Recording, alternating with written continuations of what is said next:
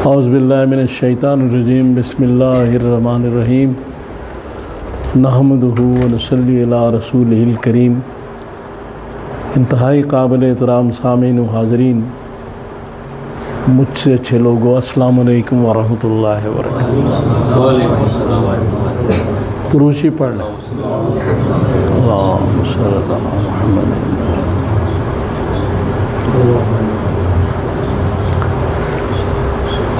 حج کا مہینہ ہے تو حج جو ہے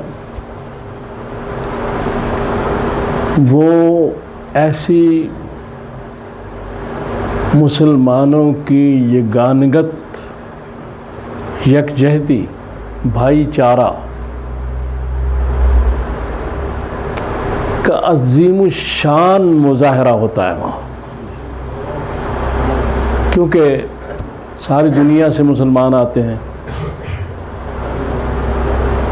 بولیاں بھی مختلف، خد و خال بھی مختلف، رنگ بھی مختلف،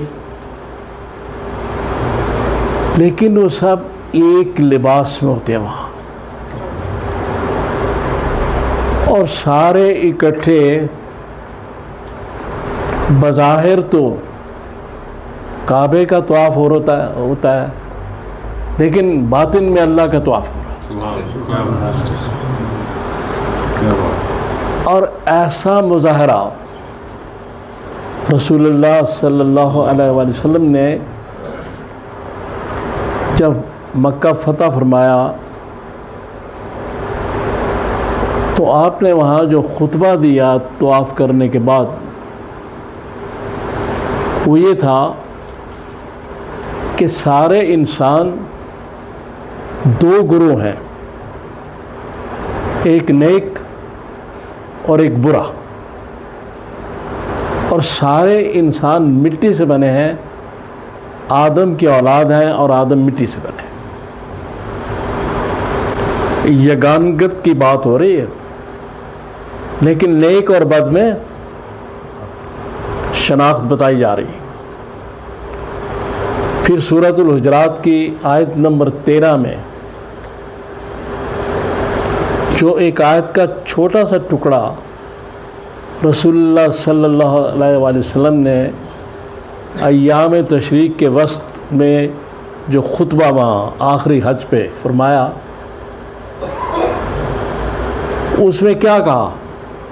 کسی عربی کو عجمی پر، کسی کالے کو گورے پر، کسی قوم کو کسی قوم پر، کسی نسل کو کسی نسل پر، کسی کو کسی پر کوئی فضیلت نہیں، اور وہاں آیت کا چھوٹا ٹکڑا پڑھا اِنَّا أَكْرَمَكُمْ عِنْدَ اللَّهِ أَتْقَاكُمْ، کہ اللہ کے نزدیک صاحب اکرام محض وہ لوگ ہیں کہ جو تقوی پر ہیں، جن کا کریکٹر اچھا ہے، جن کا کردار اچھا ہے۔ کوئی قوم، کوئی ذات، کوئی انسان بہتر نہیں اللہ کی نظر میں جب تک وہ پرہیزگار نہ ہو، متقی نہ ہو، نیک نہ ہو۔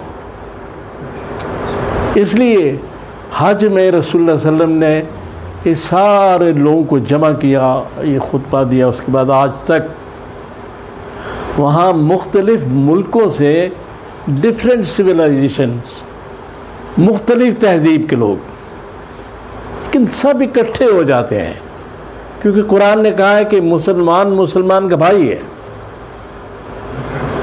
تو اتنا عظیم الشان مظاہرہ، اور پھر آخر میں جو ایک کام ہوتا ہے، سارے وقوف جو ہیں حج کے دو جن میں ہے، ایک وہ طواف کعبہ اور ایک عرفہ میں ٹھہرنا، اس کے بعد وہ قربانی جو ہوتی ہے، آخری منزل عشق کی، تو وہ قربانی بکرے کی تو ہوتی ہے، گائے کی یا اس کی ہوتی ہے اونٹ کی، لیکن ساتھ یہ کہا جا رہا ہے کہ اپنی ساری جو تمہارے اندر برائیاں تھیں یہاں آئے ہو اللہ کے گھر میں، ان پر بھی چھری پھیر کے جاؤ، ان کو ختم کر کے جاؤ، تب حج ہوگا۔ کہ تم آدمی بن کے آئے تھے، ایک گناہ گار کی حیثیت سے آئے تھے دربار الہی میں، انسان بن کے جاؤ یہاں سے۔ یہ حج کا مقصد ہے۔ یہ ساری بات ہے کہ سب کو اکٹھا کیا گیا کہ دیکھیں کوئی فرق نہیں، یہاں کوئی بنگالی ہے، کوئی بلوچی ہے، کوئی پٹھان ہے، کوئی نہیں، سب مسلمان ہیں، ایک ہی کام کر رہے ہیں، عورتیں مرد سب۔ تو فلسفہ حج یہ ہے کہ اکٹھے رہو، بھائی بھائی بن کے رہو۔ اب یہاں اگر بھائی بھائی بن کے گزارا کر رہے ہو تو وہاں جا کے بھی اسی طرح کرنا۔ لیکن میجورٹی، اکثریت جو ہے وہ اس پر عمل نہیں کر رہی۔ اچھے لوگ ہیں، نیک لوگ ہیں، وہ گئے، حج کیا، حج کے دوران تھوڑی شاید کیفیت ہو گئی ہو، لیکن بعد میں پھر وہی حرکتیں، یعنی ذخیرہ اندوزی، ملاوٹ، چیزوں کو بلیک کرنا،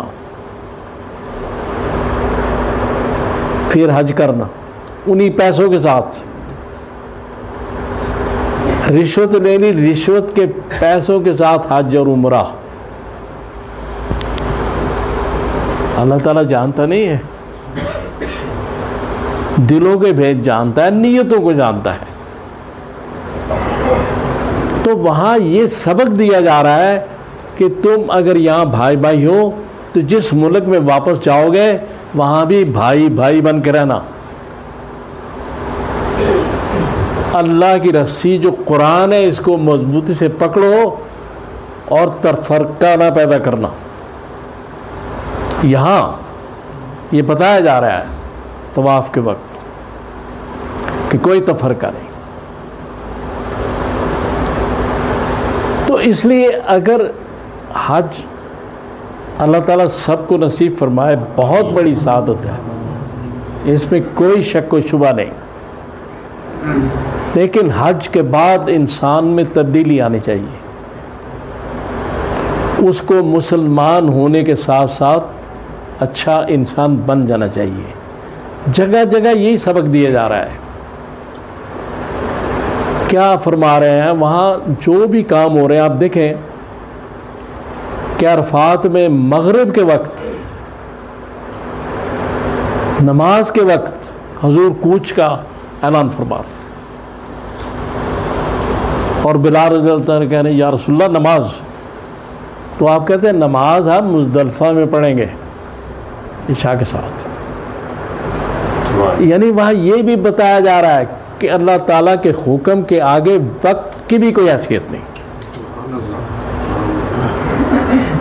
اپنی خواہش، اپنے شوق، بلال اس کو قربان کر دو جو رسول کہہ رہا ہے اس کے پیچھے۔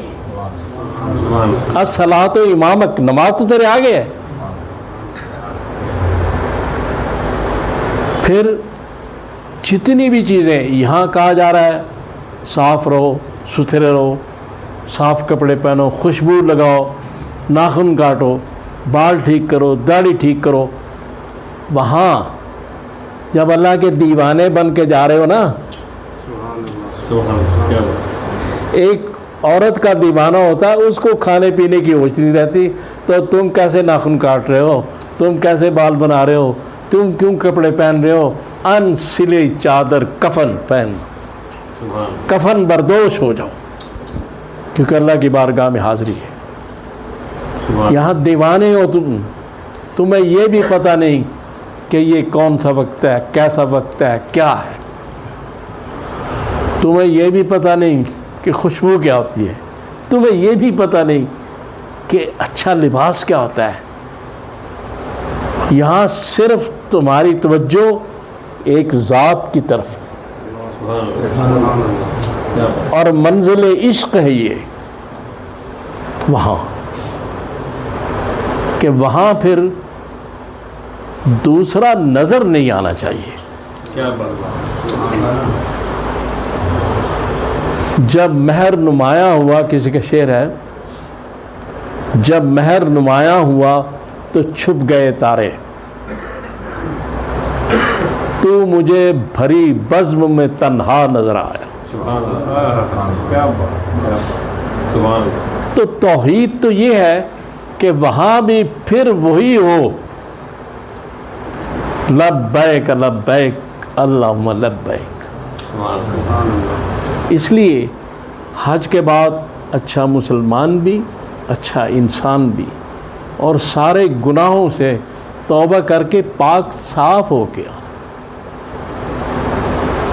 سب دوستوں سے یہی گزارش ہے جو وہاں گئے ہوئے ہیں، جو اس وقت وہاں مجھے سن بھی رہے ہیں سعودی عرب میں، کہ ساری چیزیں صاف کر کے بھائی آنا۔ تو اللہ تعالیٰ مجھے آپ سب کو توفیق عطا فرمائے کہ میں نے جو باتیں کی ہم ان پہ عمل کر سکیں۔ صلی اللہ تعالیٰ علی خیر خلقہ محمد و آلہ وسلم۔